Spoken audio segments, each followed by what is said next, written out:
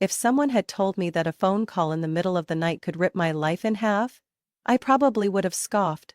But that night I heard my mother's screaming. A scream that haunted me for years to come.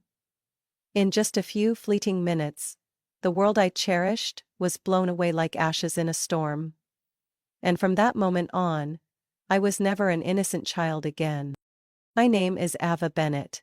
I grew up in a small teal-colored house in the suburbs of Savannah, Georgia. My family wasn't wealthy, but we had everything that mattered most. Love, laughter, and dreams growing bigger every day.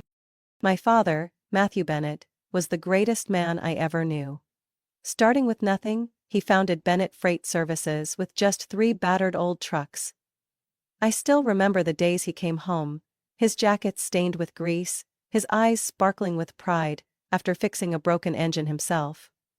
My mother, Claire, worked as a manager at a small cafe in town.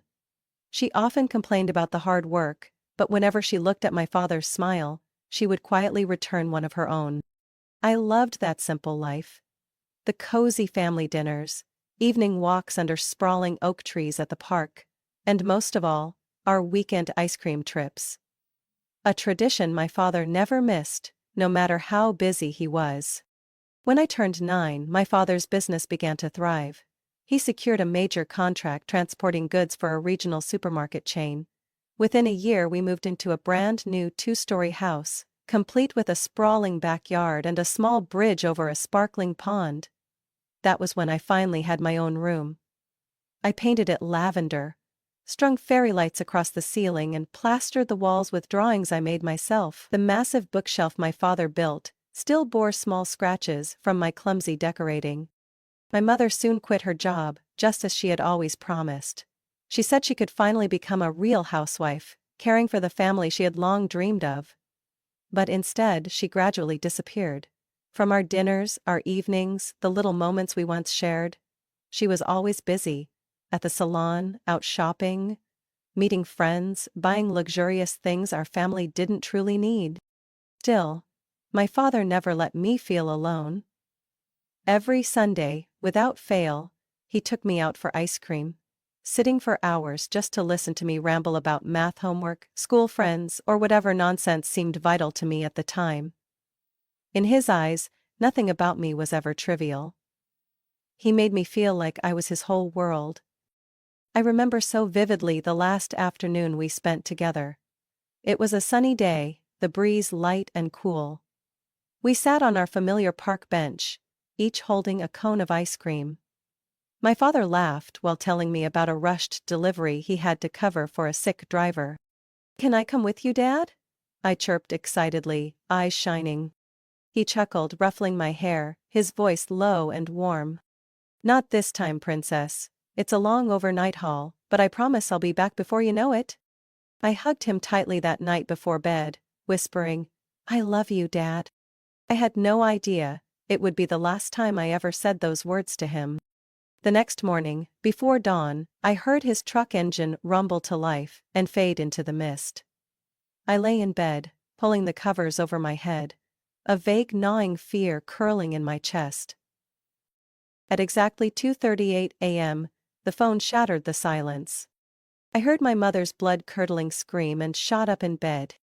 There was the sound of something crashing, her wails tearing through the house. I ran out of my room, my heart hammering. What happened after is a blur. Police officers. Flashing red lights. Muted whispers. Head-on collision. Died instantly. Didn't feel a thing. My mother collapsed on the couch, sobbing violently. I stood frozen in the center of the living room, numb and shivering. They said a large cargo truck had lost control on the interstate, blocking the road, and my father, my hero, didn't stand a chance. The day of his funeral, a light drizzle fell. I stood before the closed casket, unable to believe the man who once carried me piggyback through our backyard now lay inside. My mother wailed and clutched the casket as if trying to drug it back. Back then, I thought it was raw grief.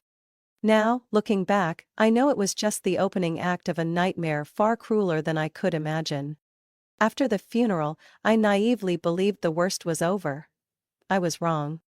Losing my father was just the beginning of a darker spiral through my childhood. My mother, Claire, was no longer the gentle woman who once read me stories under the porch. Just days after the funeral, she became someone else entirely. Cold, sharp, and greedily unrecognizable. I vividly remember that first afternoon after burying my father. She spent hours on the phone, her voice steely and metallic. "I'm the sole heir. That's right, all the shares of Bennett Freight Services now belong to me," she said, loudly into the phone, not even bothering to lower her voice, though I sat quietly nearby, doing homework. I looked up, heart pounding. My father's company, his blood, sweat, and dreams, now belonged to someone who neither understood nor cared about his legacy. Within 2 weeks, my mother fired the entire old management team. People who had been loyal to my father, who had once treated our family like their own. No thank yous, no second thoughts. In their place, she hired a pack of so-called consultants, men in sharp suits and flashy cars, whose mouths spewed nothing but hollow buzzwords. "We're going to restructure the entire business model," one bald man, who called himself the strategy director, announced loudly in the living room, the same room where my father once fixed shipping logs late into the night. "Bennett Freight needs a total makeover if it's going to survive."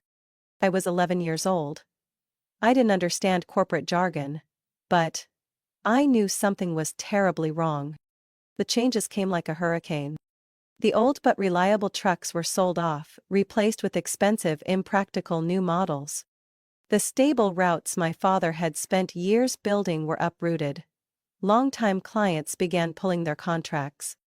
I overheard heated phone calls, angry customers demanding explanations, truckers furious over pay cuts and brutal schedules.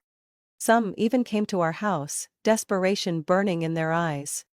"We've got families to feed," a man named Mr. Carter shouted through the living room window. "You're destroying this company." My mother laughed coldly and slammed the window shut.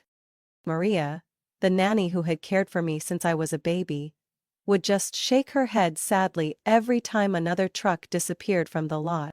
"Your daddy must be heartbroken watching from heaven, Ava," she whispered once, folding my clothes. I didn't answer. I couldn't. A lump of grief choked my throat. Only 6 months after my father's death, Bennett Freight Services, once the backbone of regional transportation, was crumbling. Unpaid bills stacked high. Contract cancellations flooded in. Truckers, office staff, accountants, all walked away, one after another. I watched them pack their desks, faces weighed down with sorrow. Some even paused to look at me, the little girl they once lifted onto their truck cabs. Their eyes filled with silent regret. All I could do was clutch my worn-out doll, standing at the window, the crushing helplessness drowning every breath I took. Not long after that, another piece of news shattered the last fragile hope inside me. My mother decided to sell the company. "We need a fresh start," she declared coldly at dinner, with only me sitting silently at the table. "All that old stuff is just dragging our lives down." I clutched the edge of the table, whispering, "That was Dad's dream." Mother scoffed. "What good are the dreams of the dead? Living is what matters." She sold Bennett Freight Services to a private investment firm for a rock-bottom price. A number so disgracefully low that even I, an 11-year-old child, could see it was a blatant betrayal of my father. On the day of the signing, my mother wore a flaming red dress, heavy makeup, and smiled brightly for photos with the men who bought the company. Meanwhile, I stood on the porch, watching the Bennett Freight Services sign being taken down, feeling as if every cell in my body was being ripped apart. That evening, I asked my mother, "What are we going to do now?" She shrugged, pouring herself a glass of wine. "Go shopping, and find a better life." I quietly returned to my room, staring at the pale lavender wall, where the glow-in-the-dark stars my dad and I once stuck had long faded. Inside me, something shattered. Something that could never be repaired. But little did I know, this was only the beginning. The real collapse was still lurking just outside the door, along with the unfamiliar faces my mother was preparing to bring in to replace my life. The emptiness inside the house grew bigger every day, like a crack running deep through the foundation. I thought nothing could be worse than losing my father and watching my mother destroy everything he built. But once again, I was wrong. My world was about to collapse, fast, brutal, and without warning. One early summer evening, my mother came home with a strange manic gleam in her eyes, and a strange man walking beside her. That man was Richard Hayes. Tall, overweight, dressed in ridiculously flashy clothes, wearing a fake smile that barely clung to his face. "Ava, this is Richard, and I have wonderful news," she announced, her voice dripping with crazed excitement. "We got married last week in Miami." I froze in place, feeling like I had just been slapped. "Your new father will help us become a complete family," she continued, ignoring the horror etched on my face. "I don't need a new father," I blurted out, my voice trembling with rage. Richard's smile hardened into an unpleasant sneer. He leaned in close, his breath reeking of mint and cheap wine. "Listen here, kid, I make the rules in this house. If you want a peaceful life, you better learn to obey." I clenched my fists, fighting back tears. Deep inside, I knew the nightmare was only just beginning. A few days later, it wasn't just Richard invading my life. It was his entire family, crashing into our home like an unstoppable storm. Gloria Hayes, Richard's mother, a scowling woman whose eyes picked apart everything she saw. Janet Hay, his sister, shameless and snide, glaring at me like I was a blemish on their perfect world. And worst of all, Madison, Janet's 12-year-old daughter, always strutting around like a princess, treating me like a servant. Within a week, the house I grew up in became unrecognizable. Gloria ordered all the living room furniture replaced, claiming that old style was suffocating. Janet turned my father's study into a yoga room. Madison dumped her clothes and toys all over the house, turning it into a chaotic mess. I clung desperately to my bedroom, the last sanctuary that still held a trace of my father. The pale lavender walls, the fairy lights, the bookshelf he had built with his own hands. They were the only fragments of memory I had left. But even that was soon ripped away. One afternoon after school, I walked into the house and felt a chill run down my spine. Madison was dancing around in my room, surrounded by wide-open suitcases. "What the hell is going on?" I shouted, my voice cracking. Madison spun around, smirking. "Mom said I could have this room, it's bigger. You're moving into the tiny one down the hall." I looked around, my books thrown across the floor, photos of me and Dad scattered like trash. The bookshelf he had built was dismantled, broken into pieces in the corner. A wave of pure fury surged through me. I lunged at Madison and we tumbled to the ground, pulling hair, scratching, screaming. Heavy footsteps pounded up the stairs. Really, Richard and my mother burst in, dragging us apart like feral cats. "Enough!" Richard roared, his face crimson with rage. "Ava, you're acting like an animal." My mother didn't defend me. She didn't even ask what had happened. Instead, she slapped me hard across the face, her eyes blazing with anger. "Go to your new room and learn your place," she hissed.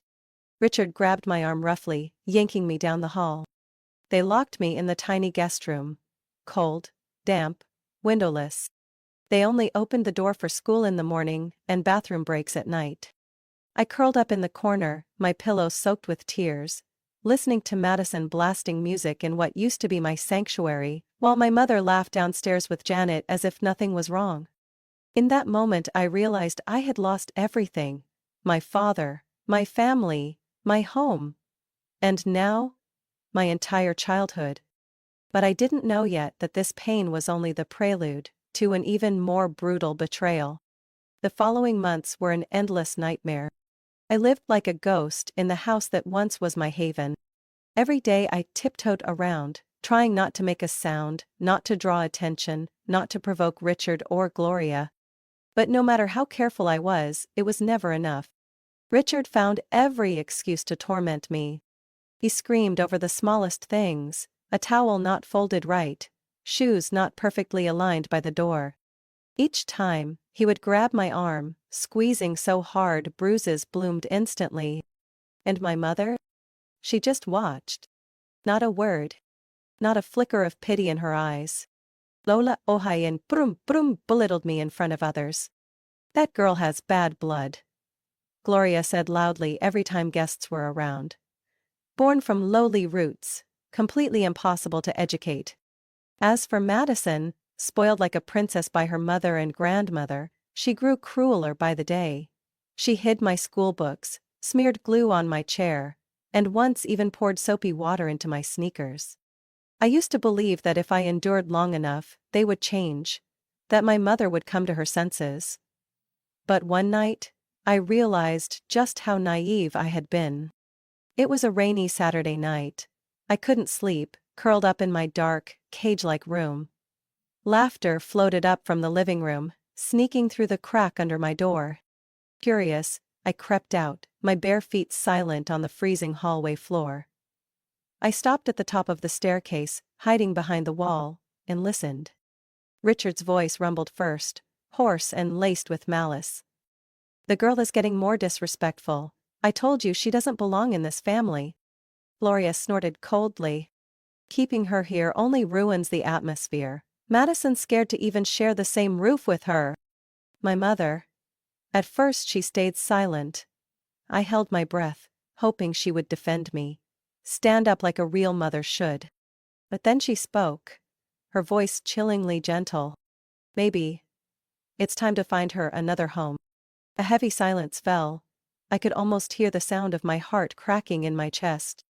"You mean, put her up for adoption?" Janet asked, a hint of smugness in her tone. "Yes," my mother replied without the slightest hesitation. "She's still young enough. It would be better for everyone." I gripped the banister so hard my nails dug into my palms, drawing blood. Each word they spoke sliced into me like a cold, sharp blade. "I know a few orphanages that take kids her age," Gloria added sweetly, her voice dripping with poison. "We can arrange it quickly." Richard let out a dry, cruel laugh. "Finally, we'll get our peace back."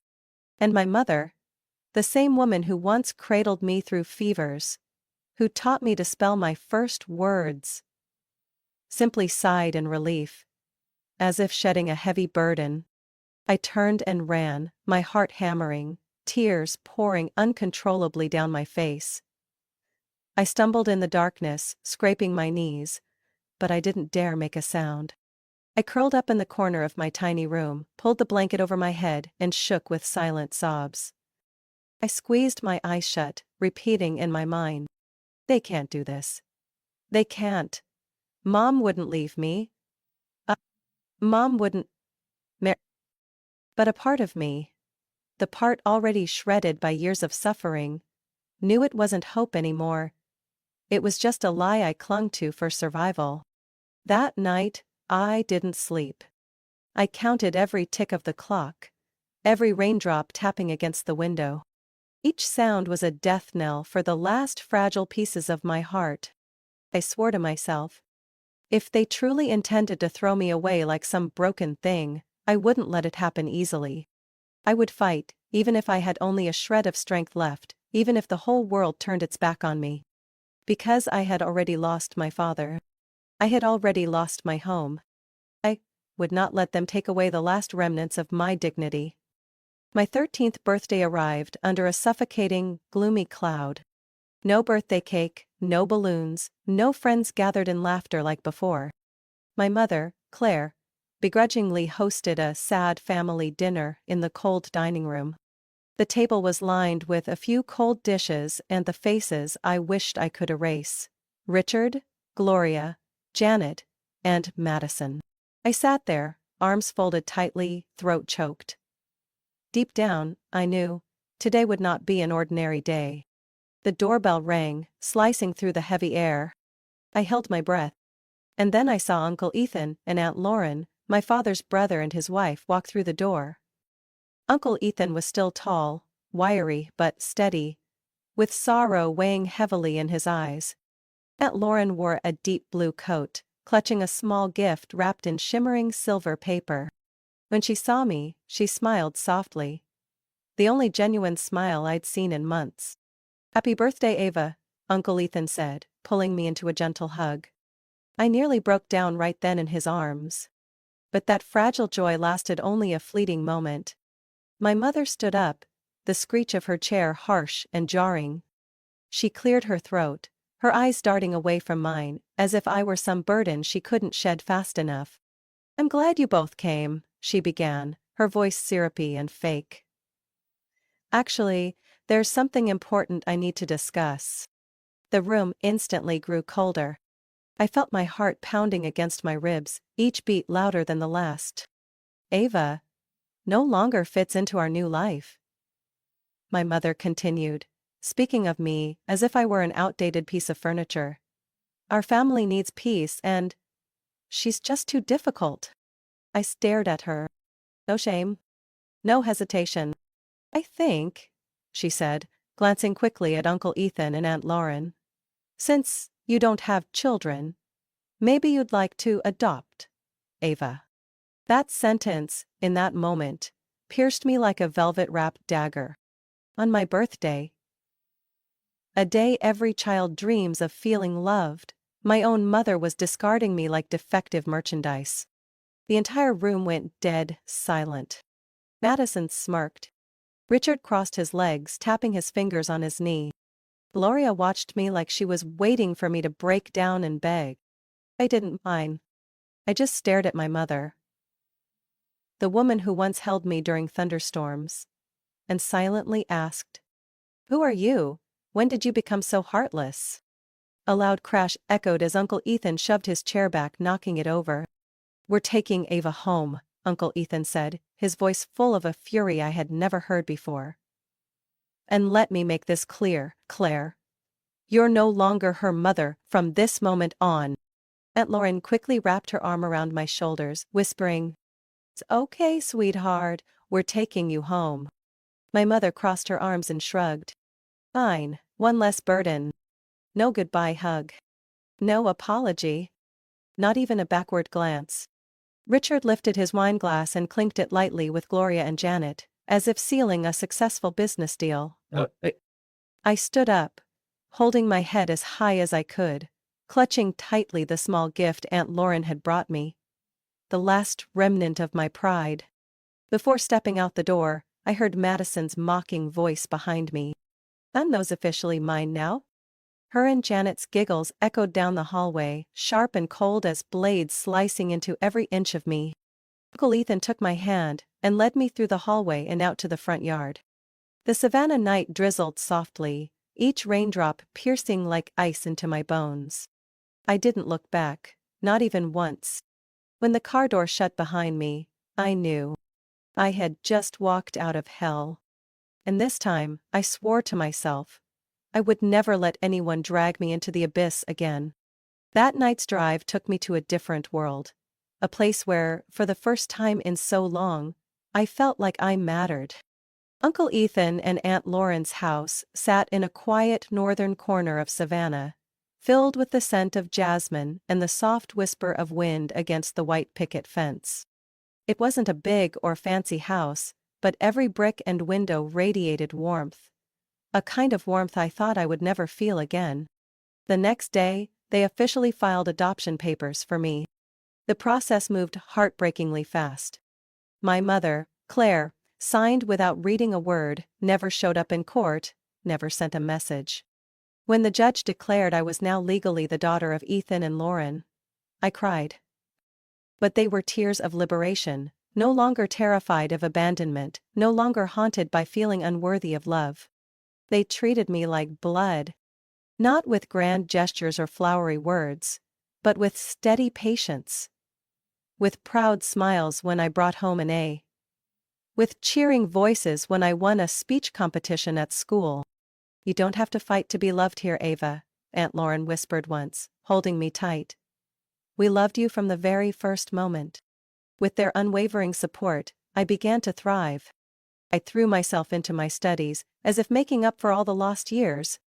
I joined the book club, the volleyball team, the student council. Everything I once only dared dream about. And for the first time, no one mocked me. No one pushed me down. At 17, I was accepted into the honors program at Riverside Prep, the most prestigious private school in the area. When the acceptance letter came, I rushed into the house waving it like a trophy. Uncle Ethan read it over and over while Aunt Lauren hugged me so tightly her eyes welled up with tears. They never missed a single event. Every parent-teacher meeting, every academic award ceremony, every little volleyball match. Every time I stepped onto a stage to receive an award, I could hear the loudest cheers coming from the corner of the stands, where they always waited for me. I grew up, bathed in unconditional love, and it pulled me out of the abyss I had once been drowning in.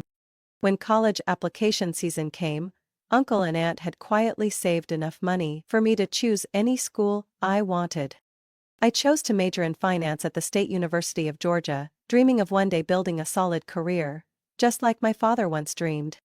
College wasn't easy. The pressure was intense, the sleepless nights brutal, the exams nightmarish. But I never allowed myself to fall apart. Every time I wanted to quit, I thought of Uncle Ethan's steady gaze, Aunt Lauren's reassuring grip, and the long hard journey I had fought through to earn this chance. 4 years later, I graduated with honors, ranked in the top 5% of my class. On graduation day, as I stood on the stage receiving my diploma and looked out into the crowd, I saw them, both crying with pride. Aunt Lauren waved wildly, and Uncle Ethan held up a handmade sign that read, "Proud of you, Ava." I had made it.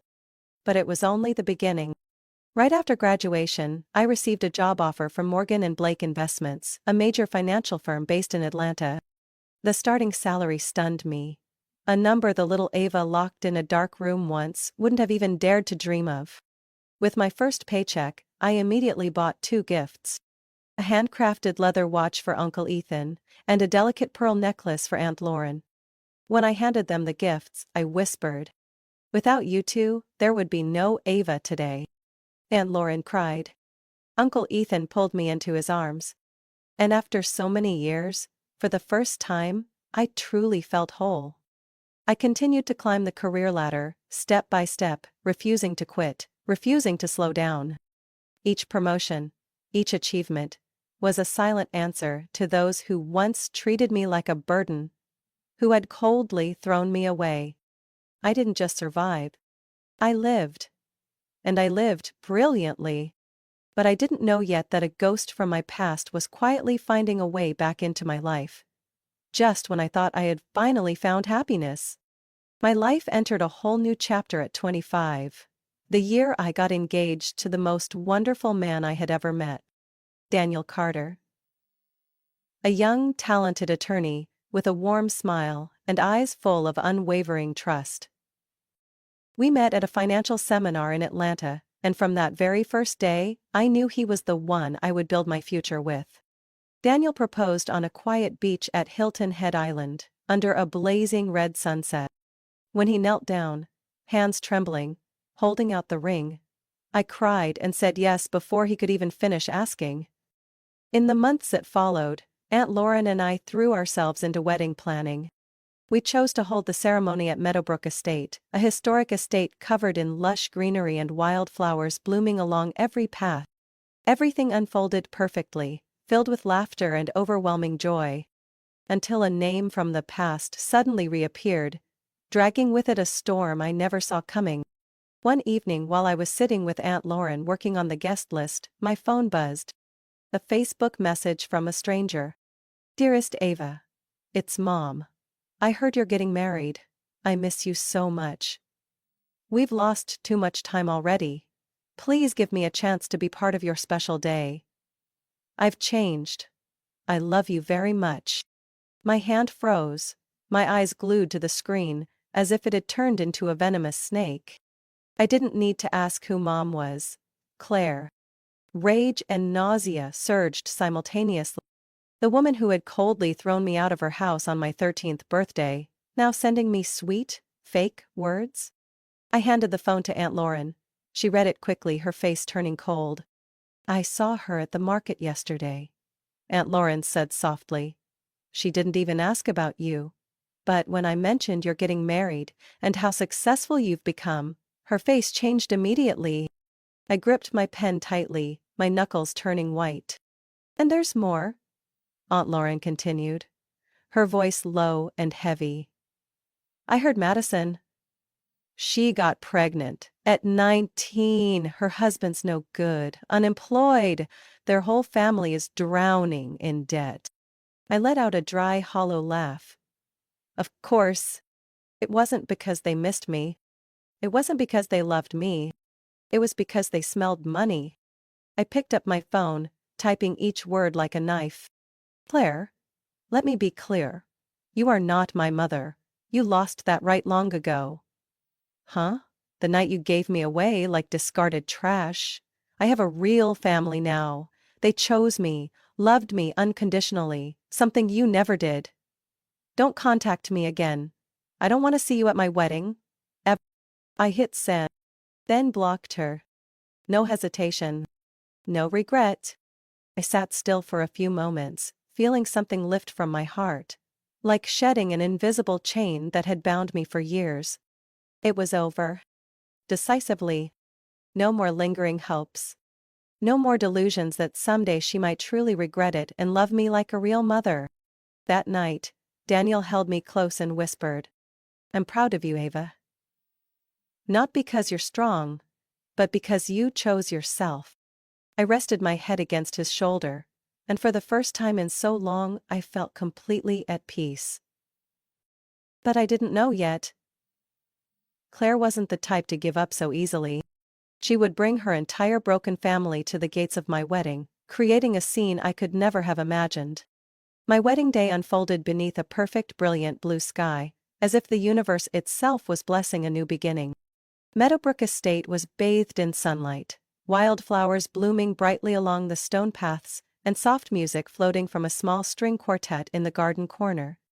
The air carried the sweet scent of lavender, drifting gently in the breeze. I stood in the bridal room, wearing a pure white gown, simple yet elegant, carefully chosen with Aunt Lauren during those joyful, busy days. Aunt Lauren squeezed my hand, her eyes shimmering with tears.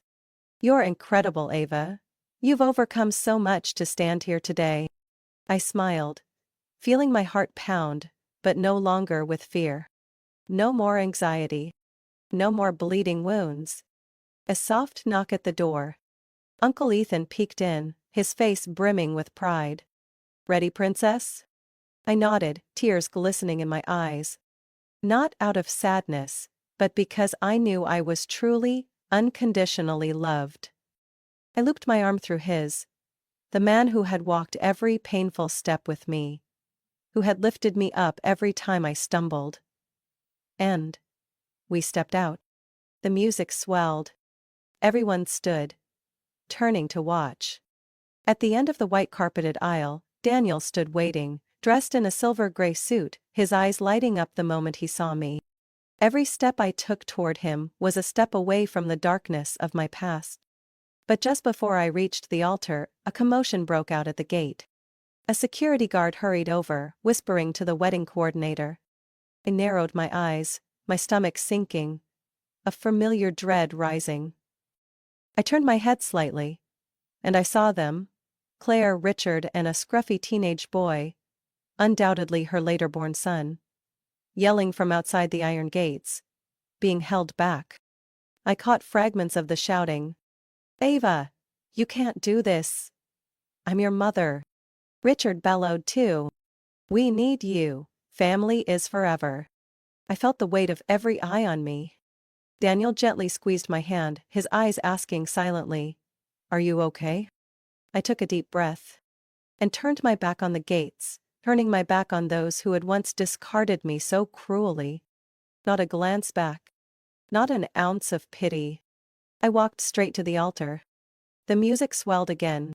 The people who truly loved me smiled through their tears, genuine, not false. The ceremony unfolded under the glowing afternoon sun. Daniel's voice trembled as he recited his vows. Ava, you are not just the love of my life. You are proof that courage and love can conquer anything. I choked up, replying, Daniel, you are my home. A place where I never have to fight to be loved again. Thunderous applause erupted as we kissed for the first time as husband and wife. In the front row, Uncle Ethan and Aunt Lauren clung to each other, their tears falling freely. I looked at them, my heart overflowing with gratitude. They were my real parents, not because of blood, but because they had chosen to love me unconditionally. The reception lasted well into the night. We danced under golden lights, ate wedding cake, and laughed beneath bursts of small fireworks lighting up the night sky. No one mentioned those who had once destroyed my childhood. No one needed to. Because with every smile, every hug, every heartfelt blessing, I knew I had truly left that past behind. Later that night, I sat with Daniel, under a canopy of green vines. He held my hand and whispered, "We'll build a family like that, Ava, a real one." I leaned my head against his shoulder and whispered back, "I know, because I learned from the best." And at that moment, I finally felt what I had yearned for all these years. Freedom, peace, and true love. From a little girl abandoned by her own mother on her birthday, Ava rose through the deepest heartbreaks to reclaim her worth. Thanks to the unconditional love of Uncle Ethan and Aunt Lauren, she built a new life. Full, independent, and brilliant. Today, Ava is no longer shackled by her past. She lives a life of her own choosing, filled with happiness, freedom, and the kind of real love that once was stolen from her. Now fully hers to keep. What do you think about Ava's journey? Would you have the strength to rise again after such losses? Share your thoughts in the comments below. Don't forget to follow the channel for more heartfelt stories about family and life.